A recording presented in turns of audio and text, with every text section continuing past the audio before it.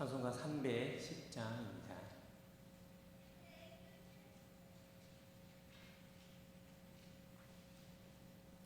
찬송가 310장입니다.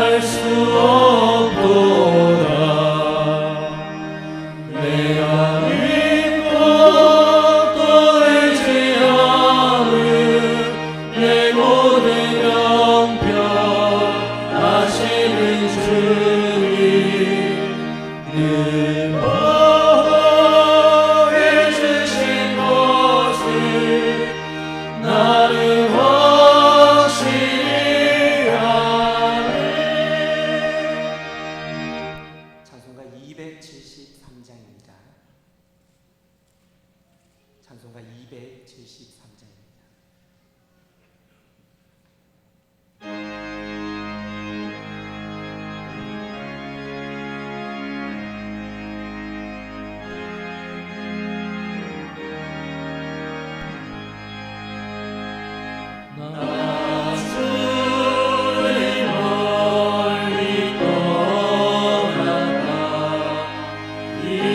이제 옵니다.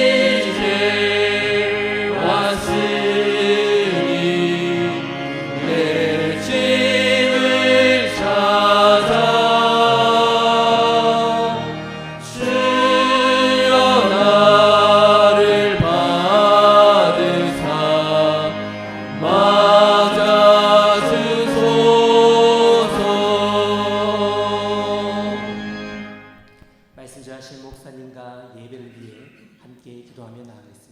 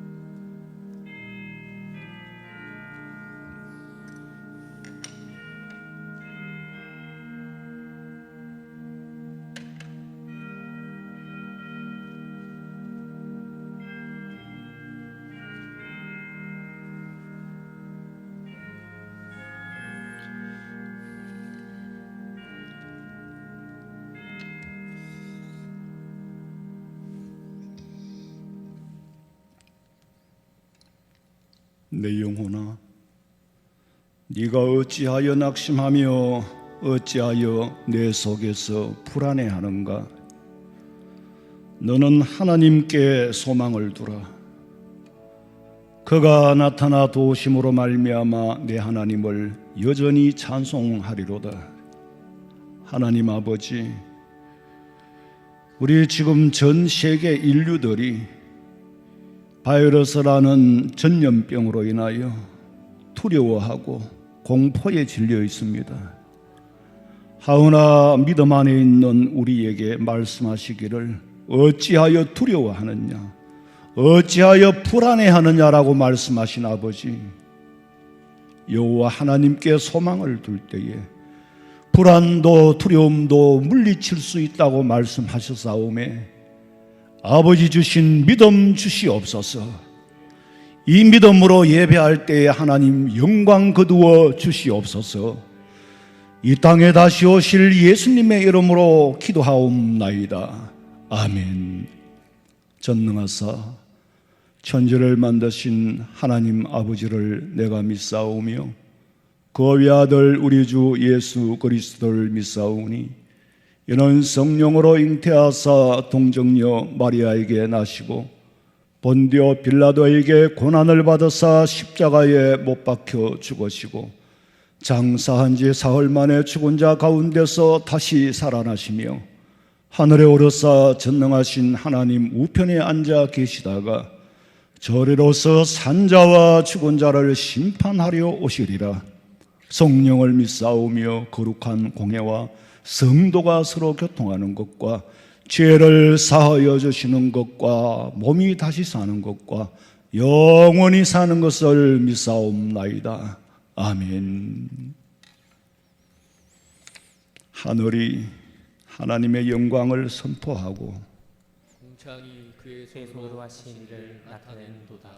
날은 날에게 말하고 밤은 밤에게 지식을 전하니 언어도 없고 말씀도 없으며 들리는 소리도 없으나 그의 소리가 온 땅에 통하고 그의 말씀이 세상 끝까지 이르도다. 여호와의 율법은 완전하여 영혼을 소성시키며 여호와의 증거는 확실하여 의논한 자를 지혜롭게 하며 여호와의 교훈은 정직하여 마음을 기쁘게 하고 여호와의 계명은 순결하여 눈을 밝게 하시도다. 아멘.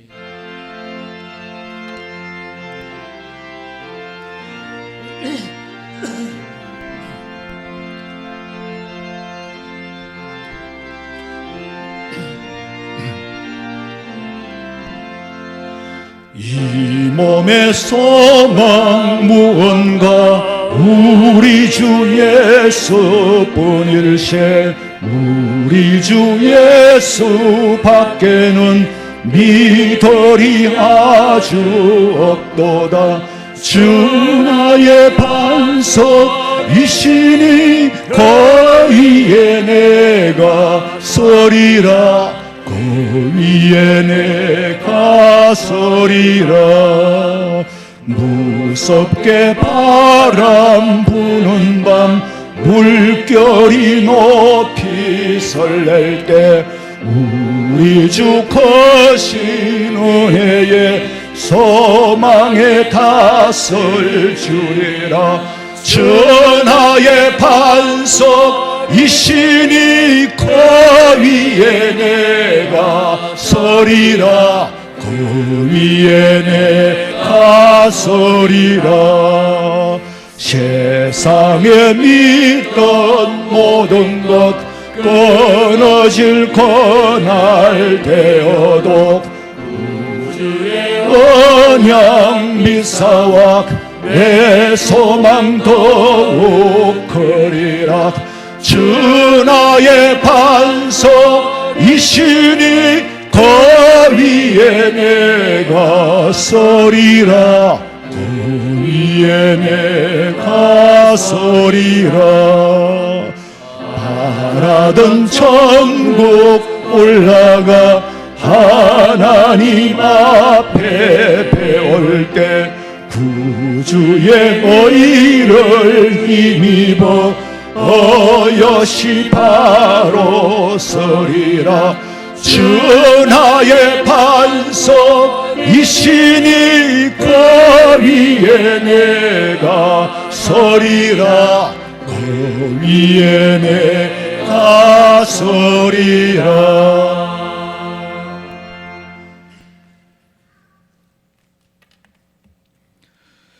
살아서 역사하시는 하나님, 오늘도 거룩한 주일날 예배의 자리로 모이게 하시고 또한 각 가정에서 예배 드릴 수 있게 하신 주님 감사합니다.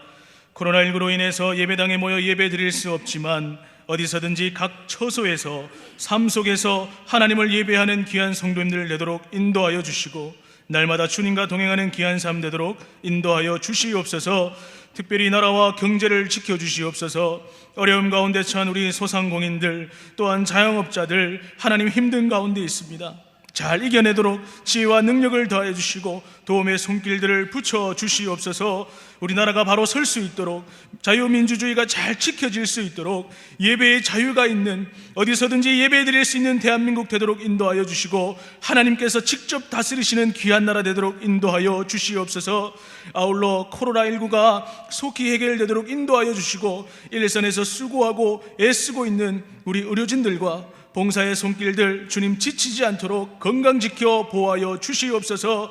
우리 1구역부터 79역까지 우리 모든 구역 식구들 건강 해치지 않도록 주님 지켜주시고 믿음 잘 지켜서 주님 오시는 그날까지 우리가 최선을 다해 달려가는 귀한 성도님들 되도록 인도하여 주시옵소서. 우리 하원성명교회 주일학교로부터 모든 속한 권속들, 아픈 환우들, 물질의 어려움 겪는 성도들이 있다면 주님 회복시켜 주시고 오직 하나님만을 바라보는 믿음의 성도들 되도록 인도하여 주시옵소서.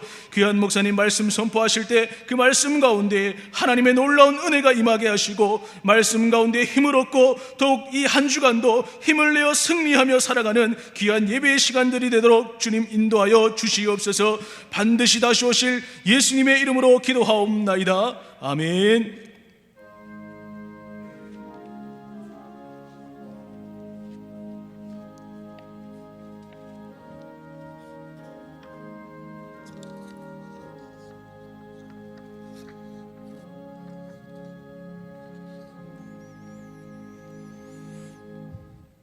하나님의 말씀은 요한계시록 6장 5절에서 6절에 있는 말씀입니다. 요한계시록 6장 5절에서 6절 말씀 제가 봉독해 드리겠습니다.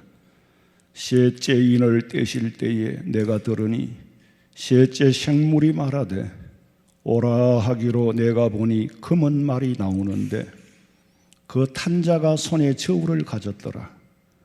내가 내 생물 사이로부터 나는 듯한 음성을 들으니 이르되 한 데나리온의 밀 한 대요 한 데나리온의 보리석대로다.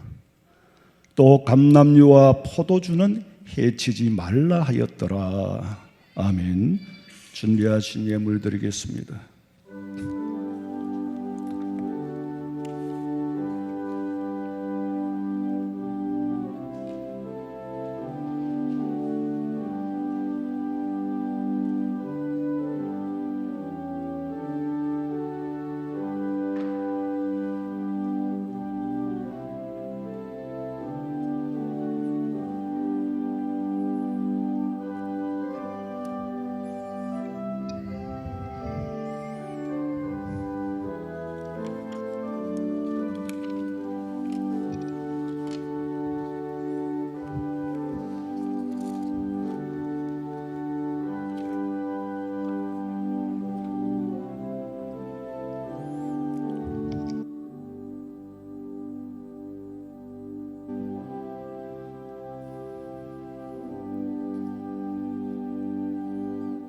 살아계신 하나님 아버지,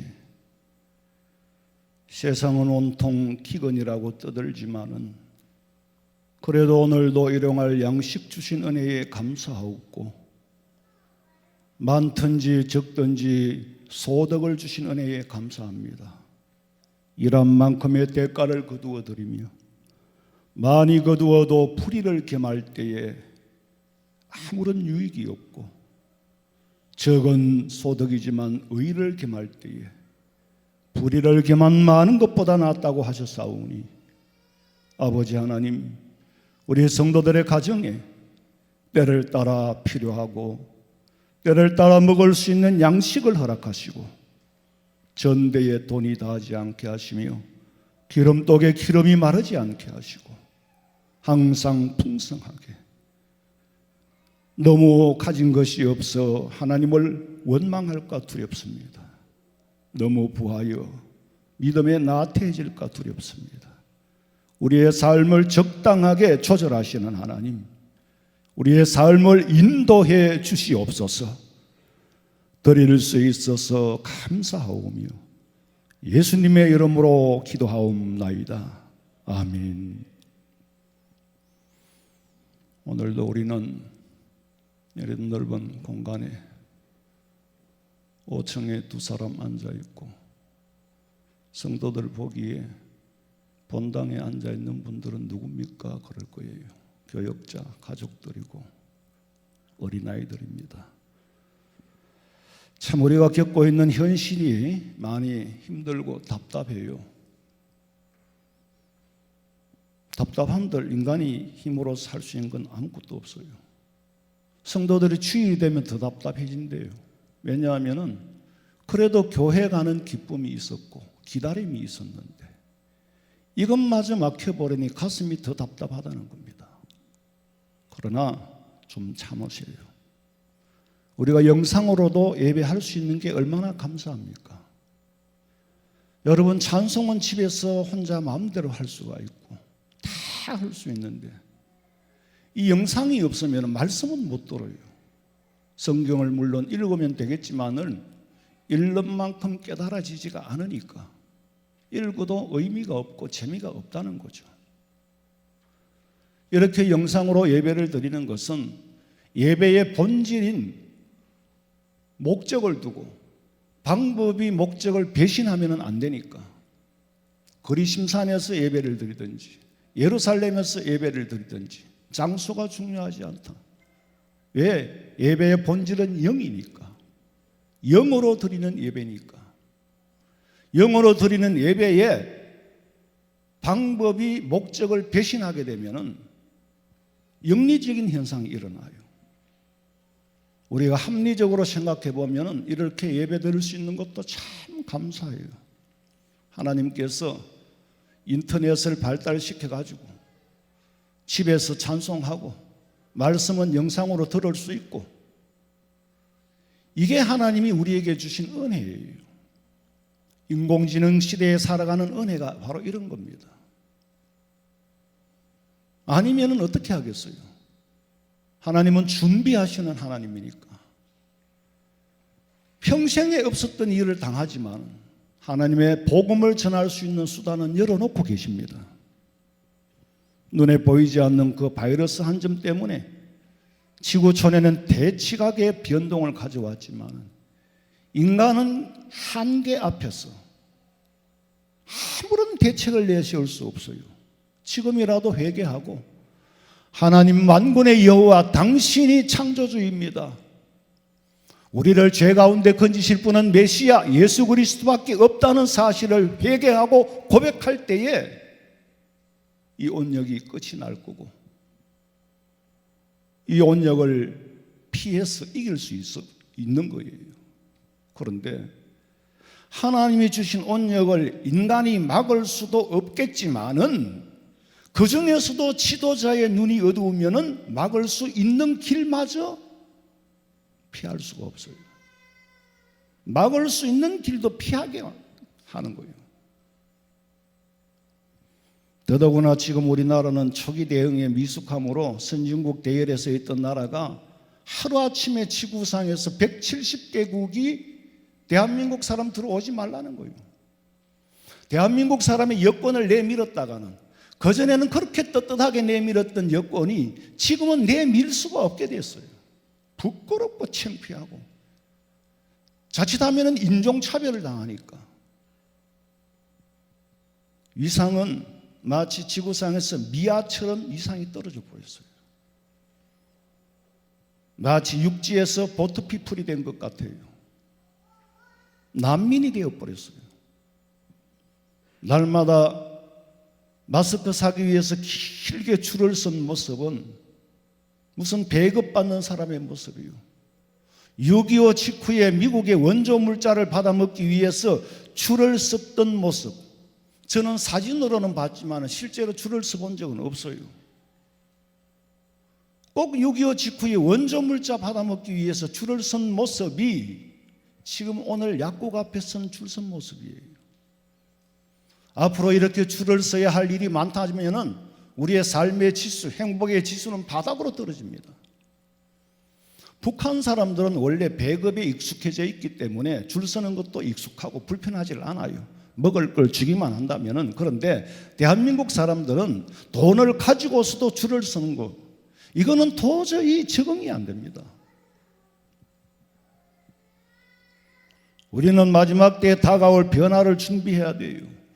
물질을 준비하고 돈을 준비하자는 말씀이 아니라 믿음을 준비해야 된다는 거예요. 그 믿음이 뭐냐? 오늘 내가 죽어도 천국 갈 수 있으니, 그리고 죽음을 두려워하지 않는 것이 믿음이에요. 이 세상만 있습니까? 천국은 더 좋지요. 뭐가 믿음 준비입니까? 오늘 죽어도 천국 갈 수 있다는 확신을 가지는 것이 믿음이에요.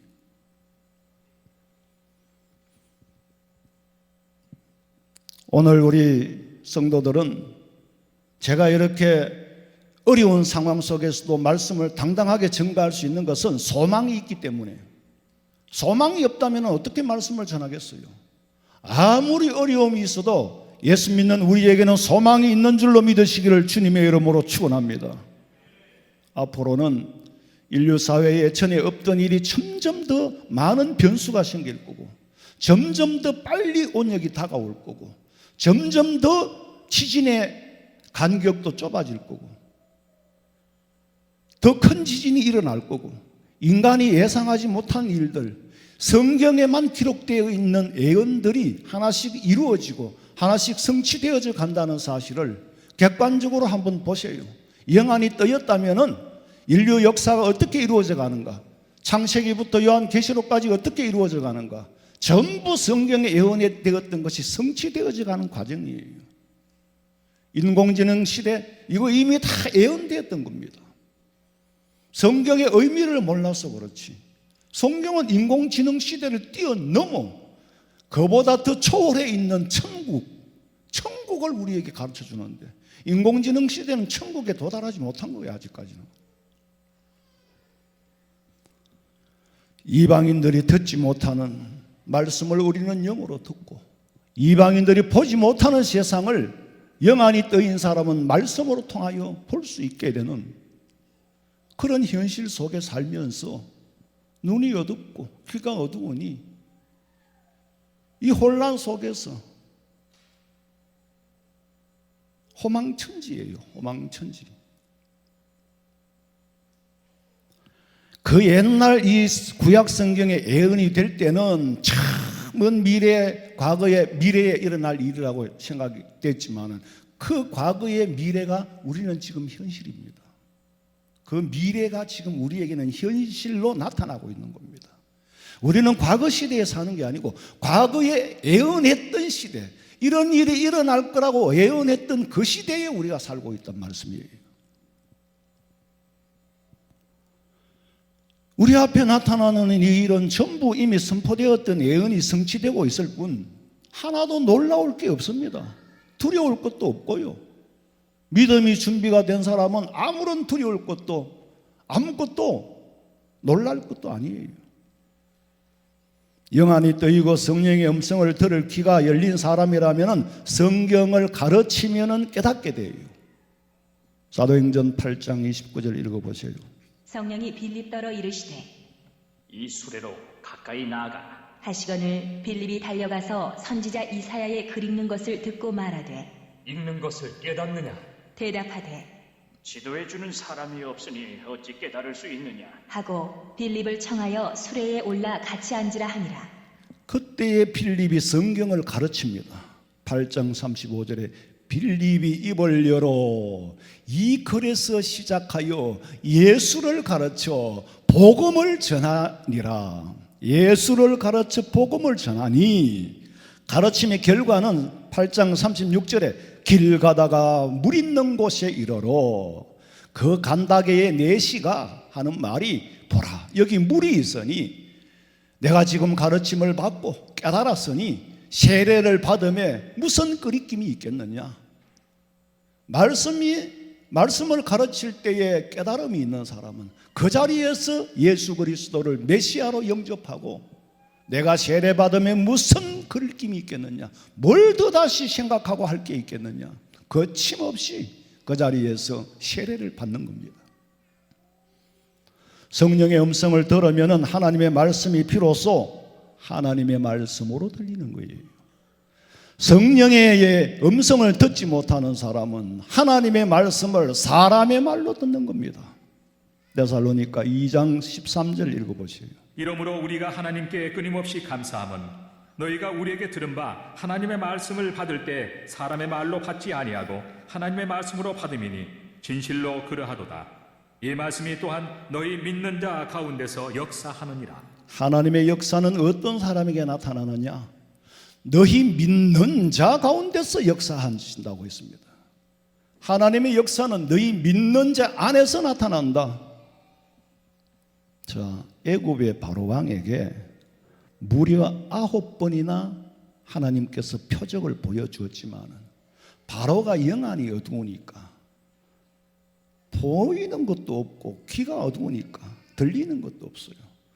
사람이 남의 말을 안 들으면 점점 더 고집을 부리게 됩니다.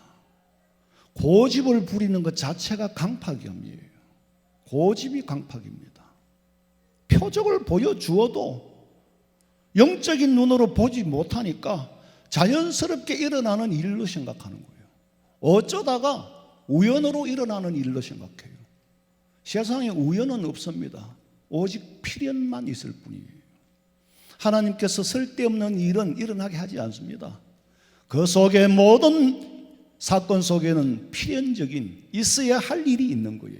그런데 애굽의 바로 왕은 그걸 지도자로서 분별을 못하니까 모세를 통해서 말씀을 주어도 듣지 않고 고집을 부린 결과는 온 애굽 백성들이 집집마다 밤에 자고 아침에 일어나 보니 집집마다 장자들이 죽었어. 아침에 보니 시체가 태산무디기가 되어버린 거예요. 이 이집트 애굽에서 일어났던 사건을, 역사적인 사건을 누가 부인할 수 있습니까? 여러분, 강팍한 사람이라고 해서 머리에 뿔이 난 사람이 아니에요. 하나님의 말씀을 듣지 않고 귀가 있어도 듣지 못하고 눈이 있어도 세상을 바로 분별하지 못하는, 그러면서 고집을 부리는 그런 사람이 바로 강팍한 사람이에요. 그런데 그 강팍한 바로왕의 잘못된 고집으로 애굽은 멸망했지만 이스라엘 백성들에게는 새로운 탈출의 기회, 해방의 기회, 삶의 기회, 구원의 기회가 됐던 겁니다. 지금 우리가 겪고 있는 전염병은 종말에 일어날 징조예요. 에스겔서 1장 14절에 그 생물들은 눈에 보이지 않는 생물이지요.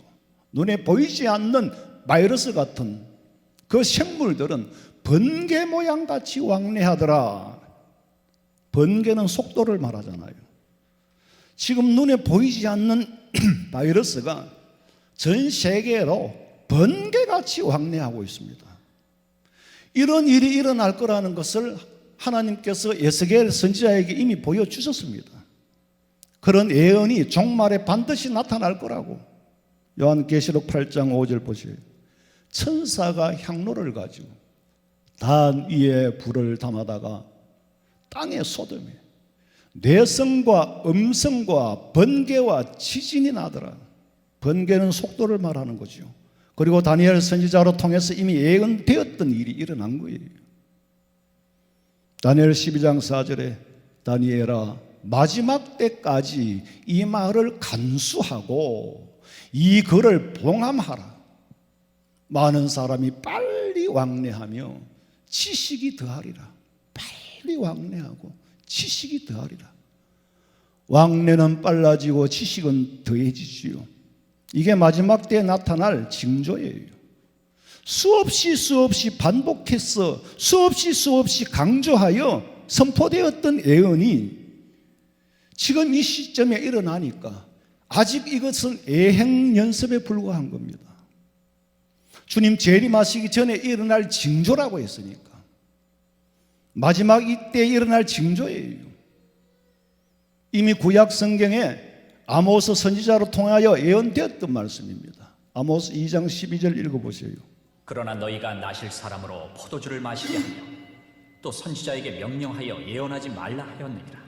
보라, 곡식단을 가득히 실은 수레가 흙을 누름같이 내가 너희를 누르리니 빨리 다른 박질하는 자도 도망할 수 없으며 강한 자도 자기 힘을 낼 수 없으며 용사도 자기 목숨을 구할 수 없으며 활을 가진 자도 설 수 없으며 발이 빠른 자도 피할 수 없으며 말 타는 자도 자기 목숨을 구할 수 없고 용사 가운데 그 마음이 굳센 자도 그날에는 벌거벗고 도망하리라. 여호와의 말씀이니라. 왜 이런 심판을 받아야 합니까? 왜 이런 심판을 받아야 하느냐? 이스라엘 백성들이 선지자에게 명령하여 예언하지 못하도록 온갖 방해를 당했기 때문이에요. 선지자를 통하여 예언하지 못하도록. 말씀을 증거하고 말씀을 선포하는 자들에게 입을 막아버린 거예요. 유일하게 살 길은 오직 하나님이 주시는 정보를 가지고 별을 따라 동방박사 세 사람들이 예수님 태어나신 곳으로 찾아갔듯이 우리는 하나님의 음성을 들어야 사는데 유일하게 선지자 나비로 통하여 증거되는 예언을 금지하는 거예요. 예언하지 말라는 거예요. 말씀 선포하지 말라는 거예요. 그에 따른 징벌은 삶의 짐이 무거워지게 될 것이다. 뛰어도 도망을 못 가고 강한 자도 이길 수 없고 인간의 힘으로는 그 누구도 피해갈 수 없는 일이 일어날 것이라고 예언하신 겁니다. 이 전염병이 언제 끝날지는 모르지만은 끝나고 나면 잠시는 일시적으로 일상으로 돌아갈 수 있겠죠. 그러나 그 다음에 일어날 일은 아무도 예측할 수가 없습니다. 이게 단회적으로 끝나면 좋겠죠. 반드시 후유증이 예상치 못한 곳에서 후유증이 생길 거고 후유증이 생길 수 있는 질병으로 통해서만이 아니라 정치로 통해서 일어나는 후유증, 경제로 통해서 일어나는 후유증, 모든 것은 다스리는 지도자에게 책임이 있는 겁니다. 하나님께서 다스릴 때 신정 정치에는 아무런 문제가 없어요. 인간이 왕이 되고 왕정을 한 때부터 이스라엘 백성들이 흥할 때는 있고 흥할 때가 있는가 하면 망할 때가 있고 전부 왕에게 책임이 있는 거예요. 이때 우리 성도들은 그런 화를 당하지 말아야 할 최소한의 한 가지씩 삶의 이유가 있어야 돼요.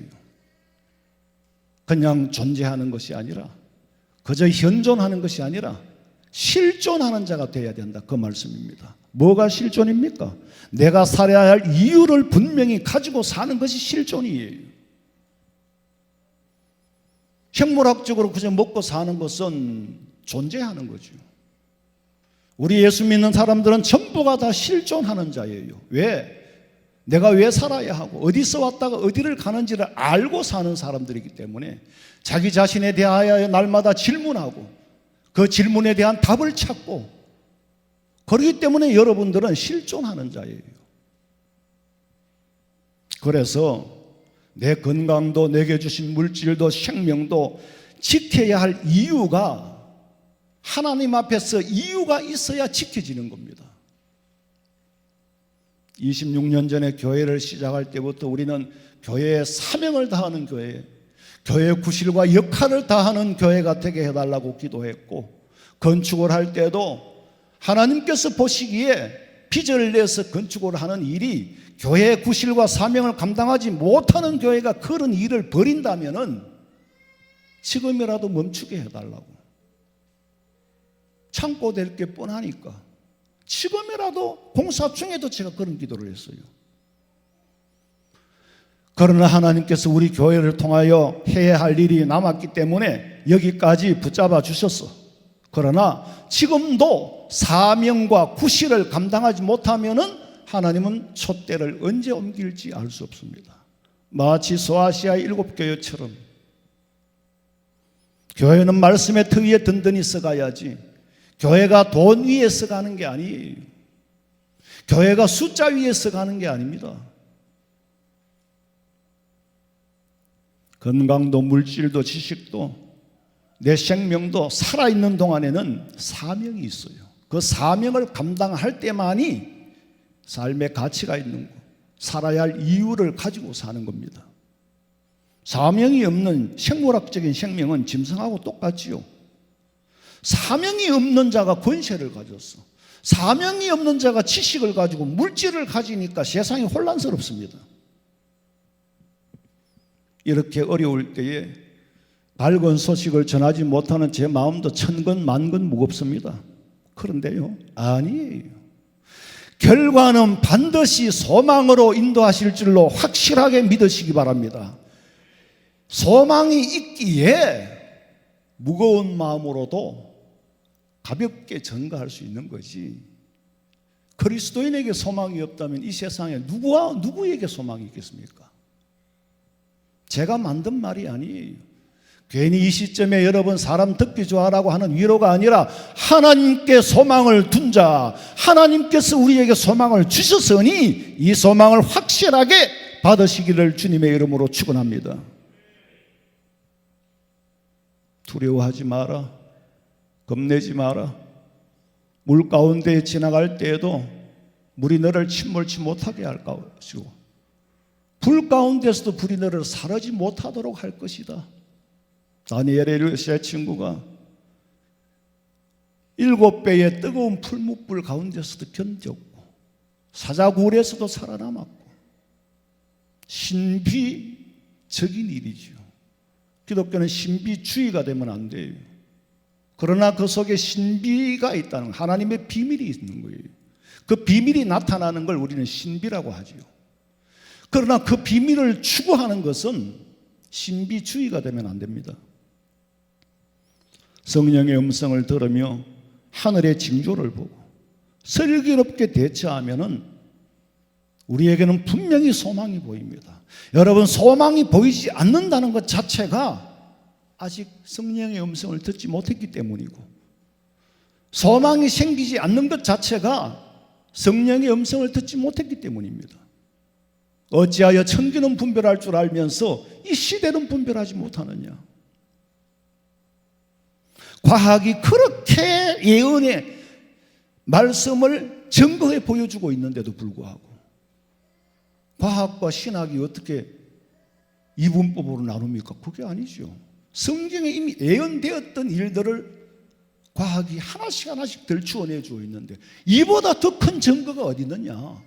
속도가 빨라지고 왕래가 빨라질 거라고 내가 말했잖아. 지식이 더할 거라고 말했잖아. 따로 외울 필요 없어요. 사고하는 사람이 돼야 되지. 지식을 외우는 사람, 필요하면 인터넷에 들어가면 언제든지 휴대폰으로 다 볼 수 있어. 그게 지식이라면 아무런 가치가 없어요. 홍수 시대니까. 다만 생각할 줄 아는 사람이 돼야 돼. 관점과 해석을 분명히 하고, 자료를 모았으면 어떤 집을 지을까? 그거는 사람마다 그 의식 구조에 따라 달라지는 겁니다.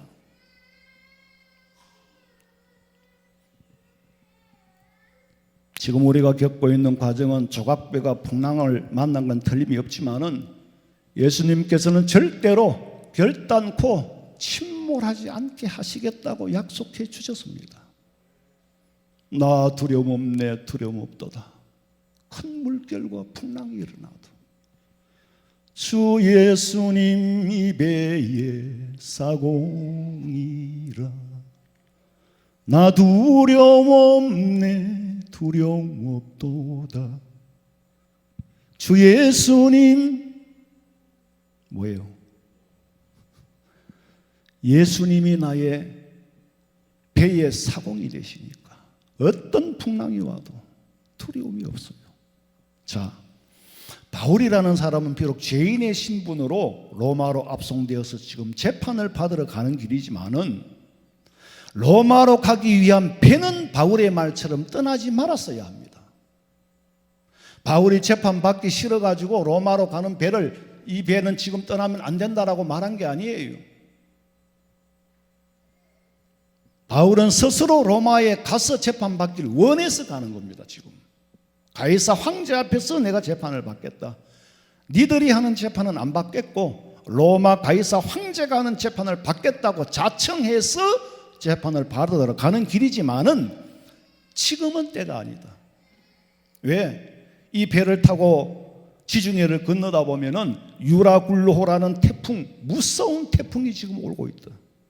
바울이 천문학자라서 그렇게 말한 게 아니고 그거는 계절풍이기 때문에 상식이에요. 사도행전 27장 읽어보세요. 9절부터. 여러 날이 걸려 금식하는 절기가 이미 지났으므로 항해하기가 위태한지라. 바울이 그들을 권하여 말하되, 여러분이여, 내가 보니 이번 항해가 화물과 배만 아니라 우리 생명에도 타격과 많은 손해를 끼치리라 하되 백부장이 선장과 선주의 말을 바울의 말보다 더 믿더라. 여러분, 인간이 살면서 바른 상식을 가진다는 것이 얼마나 중요한지 모르면은 보편적인 사회생활을 하기가 어렵습니다. 상식을 가지지 못한 사람은 보편적인 삶을 살기가 어렵다니까. 굉장히 인생이 굴곡질 수밖에 없어요. 세상의 일은 전부 상식 안에서 이루어지는데 그 상식을 모르거나 상식을 알면서 떠나게 되면은 당연히 문제가 생기게 되죠. 그런데 어떤 때에 상식에서 떠나느냐 하면은 몰라서 상식의 뜻을 떠나는 사람이 있고, 알면서도 눈이 가렸어, 돈이 눈에 앞에 가렸어 상식을 떠나고, 권력이 눈이 앞에 가려서 상식에서 떠나고. 상식이 뭐요? 보편적인 사람들이 가지고 있는 가치와 질서를 우리는 상식이라고 말합니다. 성문화된 법은 아니지만은 법보다도 더 잘 통하니 현장에서 일어나는 어떤 현장이든지 현장에서 상식이 통하기 때문에 법보다 상식이 먼저예요. 법도 상식을 기반으로 해서 만든 겁니다. 인류의 보편적인 가치와 질서가 상식 안에 다 들어있는 거예요. 삶의 원리가 상식 안에 들어있는 겁니다. 바울은 아는 거는 상식밖에 없어요. 천문학자가 아니기 때문에 일기예보는 알 수가 없어요. 그러나 상식으로 생각해봐라. 지금 계절풍이 부는 때가 아니냐. 이때에 배를 타고 로마로 건너가 안 된다고 말했어요. 그런데 이 로마의 백부장은 선장과 선주의 말을 듣었더라. 선장과 선주는 이해관계가 있기 때문에 당연히 무리한 항해라도 하려고 하지요. 그런데 백부장이 왜 그들의 말을 들었을까? 백부장도 눈이 어둡고 귀가 어두워졌어요. 왜?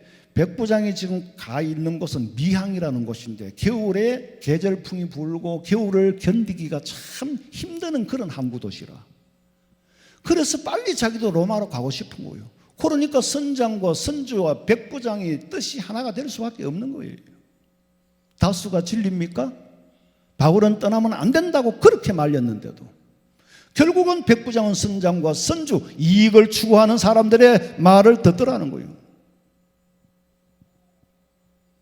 상식이 있고 경험이 있고 지식이 있는 사람들은 미래를 쉽게 낙관하거나 쉽게 포기하지 않습니다. 무슨 일을 결정할 때도 항상 불확실함을 예측하고 쉽게 결정하지 않아요. 불확실함을 예측하고 항상 보류하면서 결정을 빨리 내리지 않습니다. 보류라는 게 있잖아요. 보류 속에서 지혜를 얻고 보류 속에서 슬기롭게 헤쳐갈 수 있는 길을 찾는 게 보류예요. 쉽게 판단하지 않는다는 거예요. 그게 상식입니다. 이런 사람을 보수라고 하는 거죠. 나라가 망할 때는 항상 지도자들이 균형을 잃어버려요. 아니면 상식을 벗어나서 경거망덕한 행동을 하는 거예요. 목사님이 왜 자꾸 정치 얘기를 합니까? 성경은 정치예요. 하나님의 정치 신정이고 사람이 정치는 왕정이었고 이스라엘의 역사가 구약 역사가 전부 정치로 시작됩니다. 다스림으로부터 시작되는 거죠.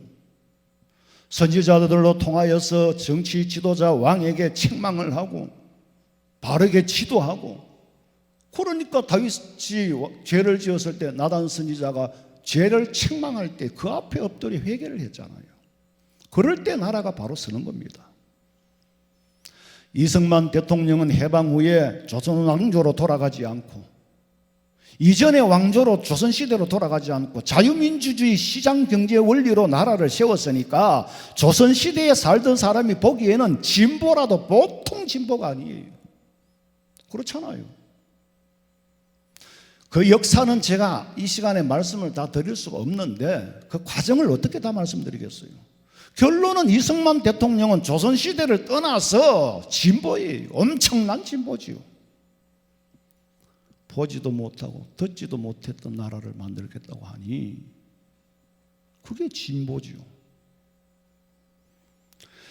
그렇지만 일을 처리하는 과정에 있어서는 아주 보수적입니다. 왜? 아는 게 많으니까. 지식이 많기 때문에 그 모든 것을 조합해서 판단을 하는 거예요. 단순 무식한 분이 아니잖아요. 아는 게 많으면 많아질수록 판단과 결정은 보류하게 되어 있어요. 안 하는 게 아니에요. 나아가지 말자는 게 아니에요. 이승만 대통령은 국제 정치를 아는 사람이니까 신중하지요. 진보가 뭔지 보수가 뭔지 이분법으로 가지고 생각을 하니까 양분되는 거예요. 천군백군이 되는 거예요. 진보와 보수는 떨어질래야 떨어질 수가 없습니다. 이분법으로 나눌 수 있는 게 아니에요. 그리고 박정희 대통령 아주 진보적인 분이에요. 자동차도 없는데 무슨 놈의 고속도로를 만들어 가지고 고속도로에 투자할 예산을 가지고 백성들에게 나눠주지 그 고속도로를 왜 만드느냐고. 당시에 김대중 씨, 김영삼 씨도 그렇게 반대를 했잖아요. 그러면 누가 진보고 누가 보수입니까? 진정한 보수는 진보의 가치를 압니다. 진정한 진보는 보수의 가치를 아는 거예요. 여기에 균형을 잃으면은 낭패를 당하는 거지. 바울은 로마로 가기를 원했던 사람이에요. 그러나 이번 일은 보류하자는 거예요. 보수와 진보의 사상을 가진 사람이에요. 균형을 잃지 않은 사람이에요. 그런데 백부장은 진보만 앞으로 나아가기만 하자는 거예요. 숫자가 더 많았어. 선장과 선주와 백부장 세 사람의 힘 앞에 진리가 무너져 버린 거예요. 그러나 진리는 살아 있습니다. 다수가 진리가 아니기 때문에. 사람이 망하려면은 개인이든 나라든 회사든 신중함을 잃게 돼 버려요. 망하려면은 매사에 신중함을 잃게 되는 게 과정이에요.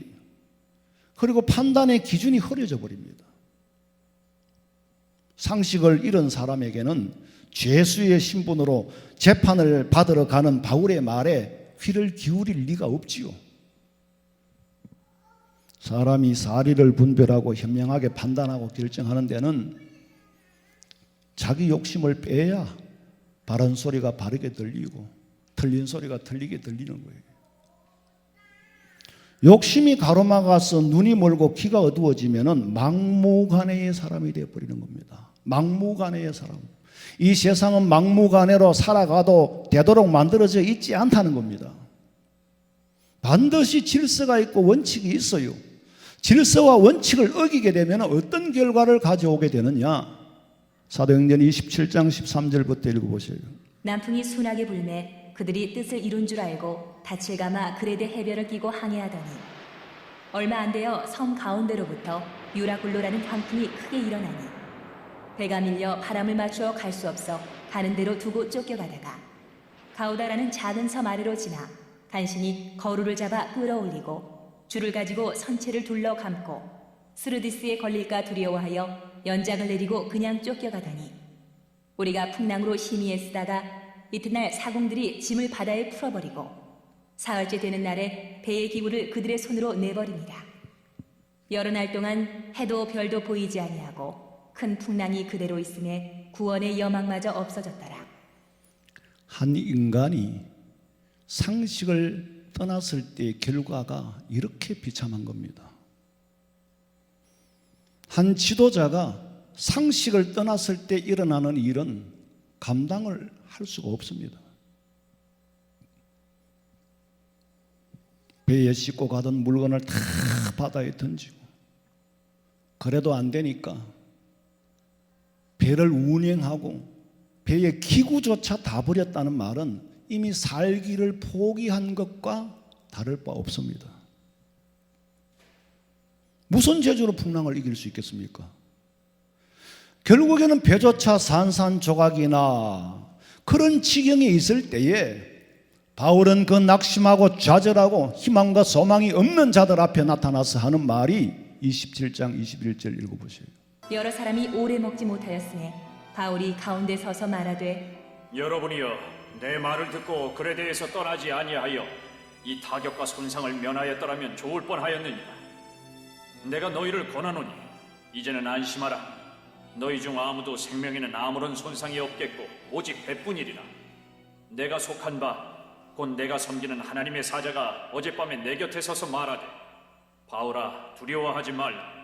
내가 가이사 앞에 서야 하겠고 또 하나님께서 너와 함께 항해하는 자를 다 내게 주셨다 하였으니 그러므로 여러분이여 안심하라. 나는 내게 말씀하신 그대로 되리라고 하나님을 믿노라. 그런즉 우리가 반드시 한 섭에 걸리리라 하더라. 하나님께서 바울에게 하시는 말씀이 바울아 네가 로마에 가서 황제 가이사 앞에서 재판을 받게 할 거다. 그러니 살려줄 거라는 얘기예요.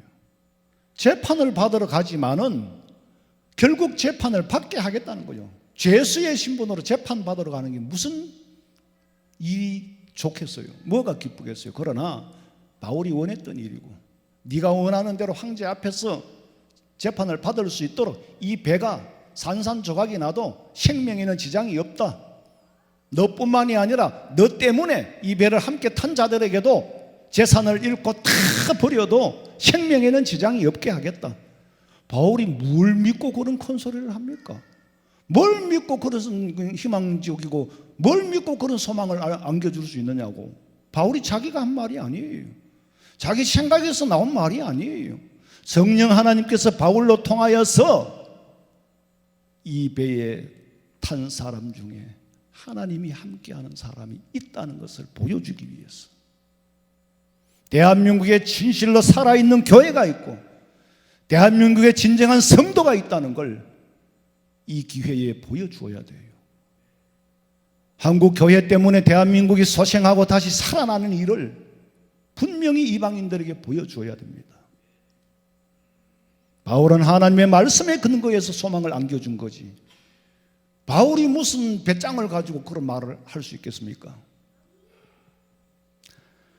다가올 미래가 미리 보여야 준비를 하는데 그때 가서 기름 준비하려고 하니까 미련한 다섯 처녀와 같이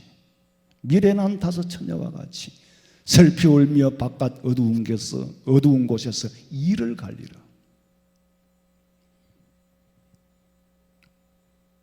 계시록 6장 5절에 오늘 본문에 셋째 인을 떼실 때에 내가 들으니, 셋째 인을 떼실 때에 내가 들으니, 셋째 생물이 말하되 오라 하기로 내가 보니 검은 말이 나오는데 그 탄자가 손에 저울을 가졌더라.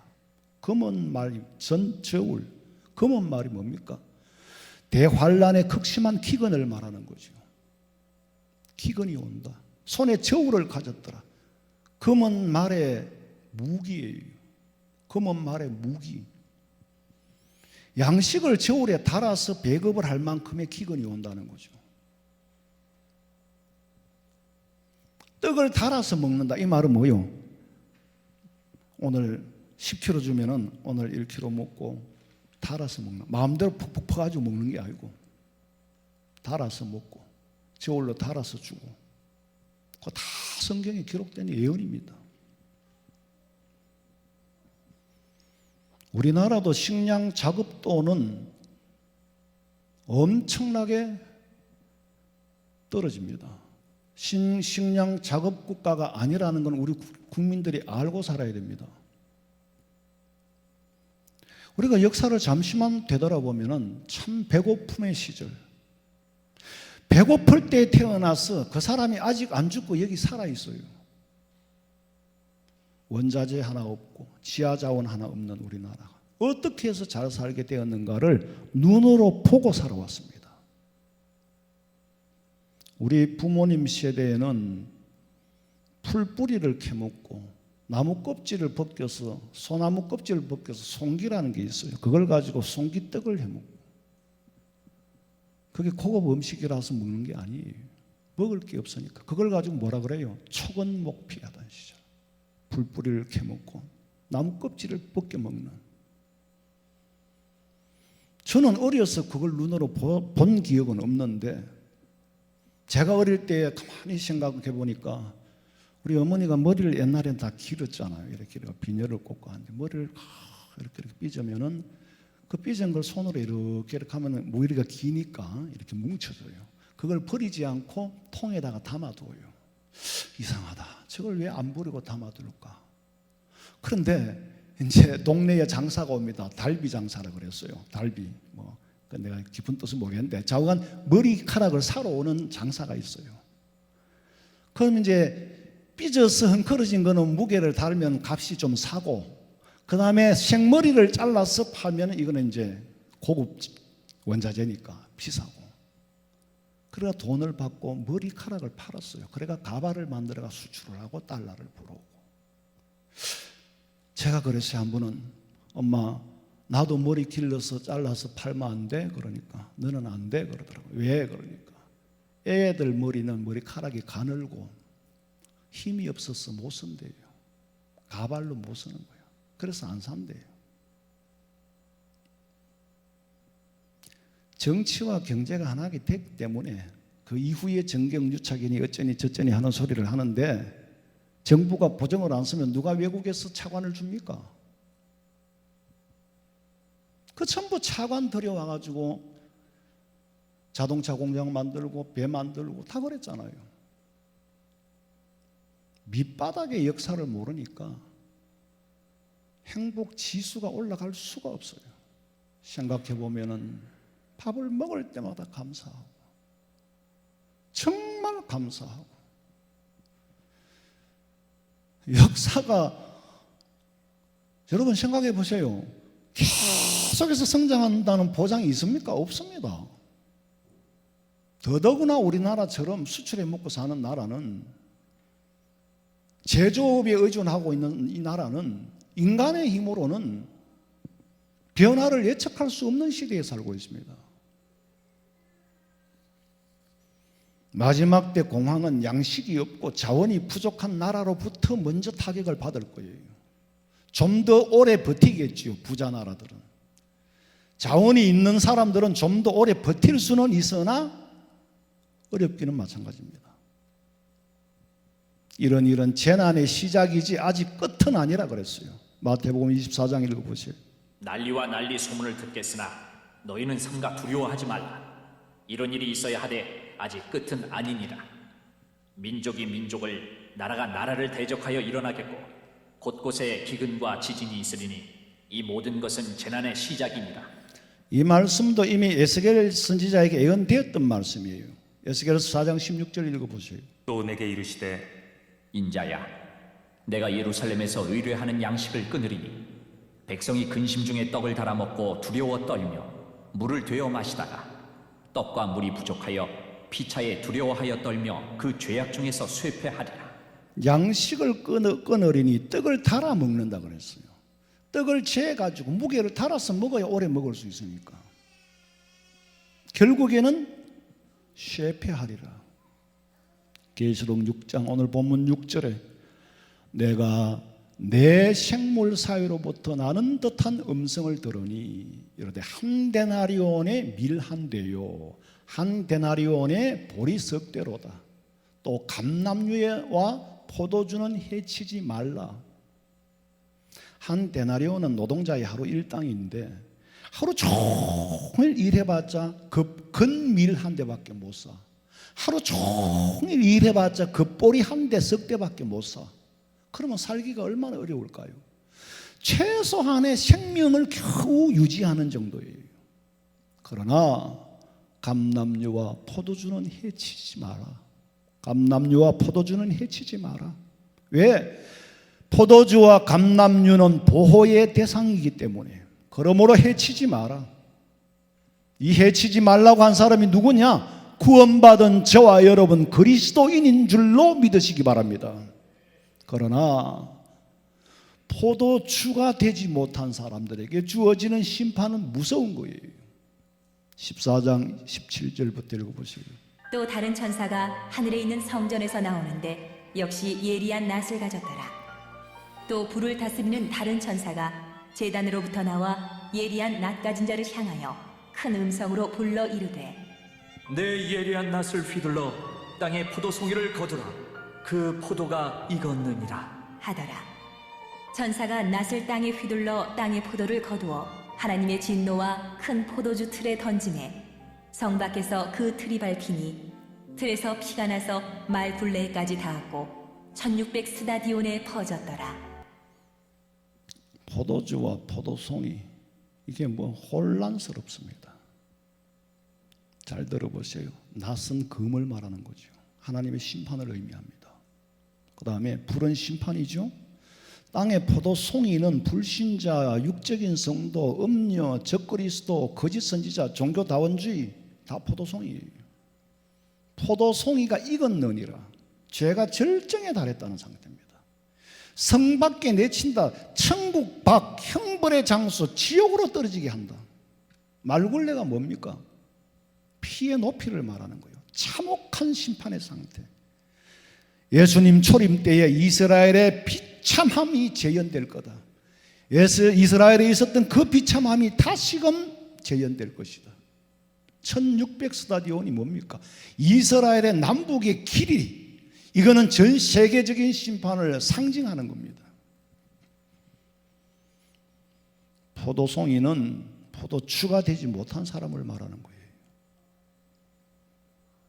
자신을 완전히 하나님 앞에 드리지 못한 쭉정이. 포도주가 되고 포도즙이 된 성도들에게는 그와 다르게 주어진 약속이 있어요.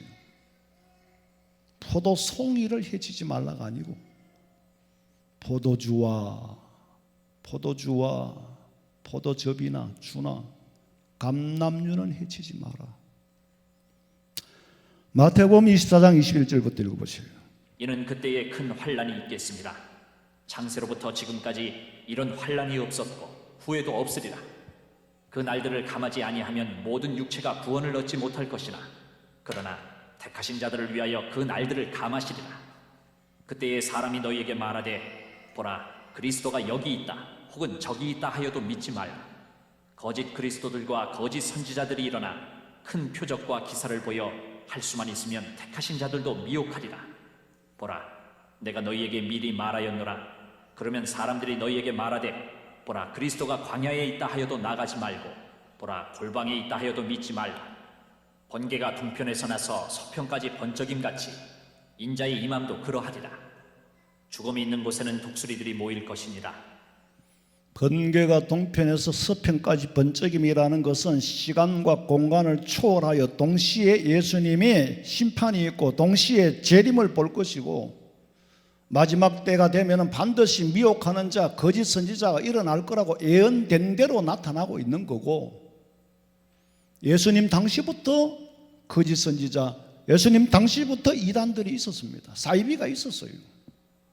그러나 말세가 가까워질수록 신천지가 없어진다고 끝나는 게 아니에요. 또 다른 뭐가 나타날 거예요. 예수도 잘못 믿으면은 심각한 문제가 생기죠. 그건 예수 믿는 게 아니지. 그건 기독교를 자꾸 교회라고 갖다 붙이는 그건 교회가 아니지요. 성경 찬송 들고 다닌다고 다 교회입니까? 그럼 뿌리 났으면 다 소예요?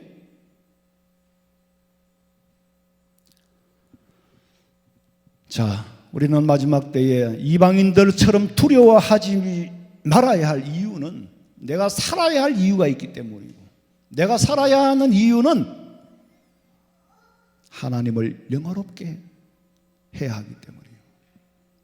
그게 사람의 제일 되는 목적이요. 웨스트민스터 신도계 제1조가 거기죠.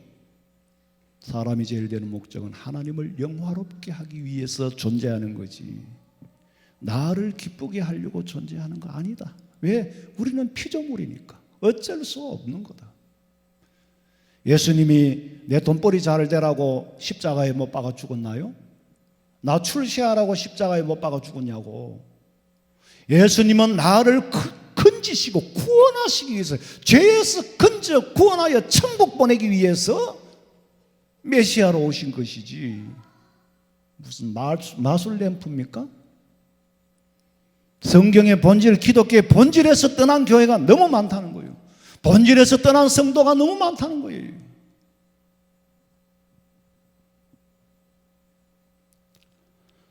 이럴 때 우리는 오직 예수님 오시면, 손양원 목사님이 주님 오시기를 고대하면서 고대가를 불렀어요.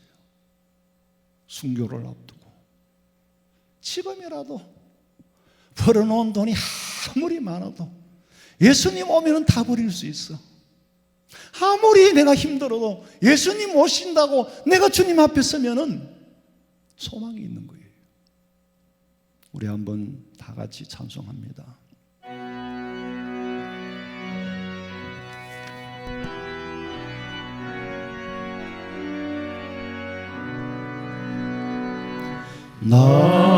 낮에나 밤에나 눈물 머금고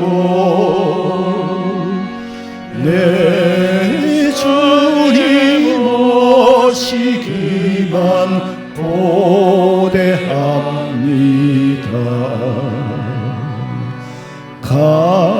가실 때 다시 오마 하신 예수님, 오 주여 언제나 오시렵니까?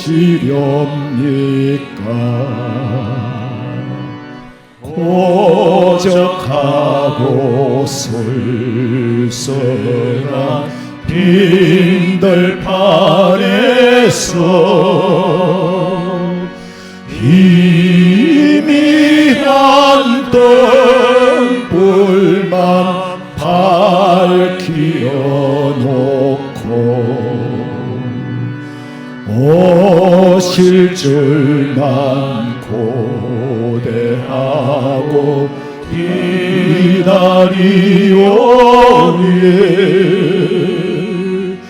오 주여 언제나 오시렵니까 먼 하늘 이상한 구름만 떠도 행여 안에 주님 오시는가 해 머리 들고 멀리 바라보는 맘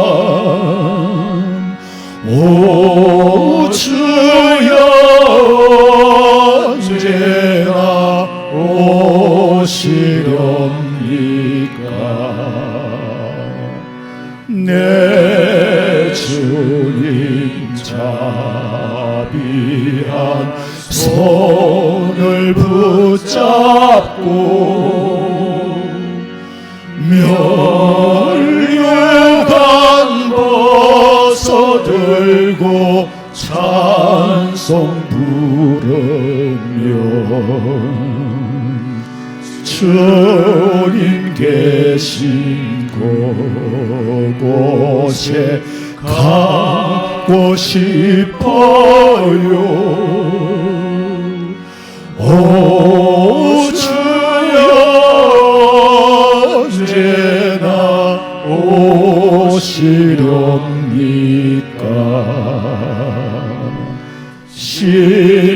신부되는 교회가 흰 옷을 입고 기름 준비 다 해놓고 기다리오니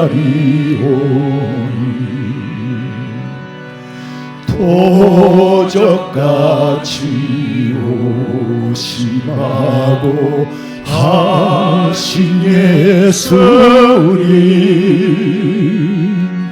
오 주여 언제나 오시렵니까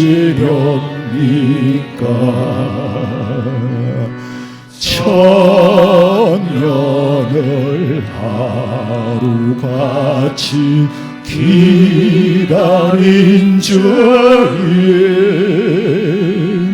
내 영혼 당하는 것 볼 수 없어서 이 시간도 기다리고 계신 내 주님 오 주여 이 시간에 오시옵소서 살아계신 하나님 말시에 지말에 사는 것은 틀림이 없는데 믿음 준비되지 못하여 주님 오실까 두렵기도 하고 또 한편 그래도 빨리 오기를 고대하고 날마다 찬송 부르며 주님 앞에 떳떳이 설 수 있고 주님 오심을 기다릴 수 있는 믿음 주시옵소서. 이 시련 속에 우리 성도들이 한 사람도 낙심하거나 좌절하지 않게 하시고 어린아이로부터 어른에 이르기까지 1구역에서 70구역까지 아버지 가정마다 직장마다 사업장마다 붙잡아 주시옵소서. 다시 오실 예수님의 이름으로 기도하옵나이다. 아멘. 지금은 우리 주 예수 그리스도의 은혜와 하나님 우리 아버지의 그 크신 사랑과 성령의 위로하심과 교통하심이 가정에서 예배하는 우리 성도들의 머리 위에 지금으로부터 영원토록 함께 있을지어다. 아멘.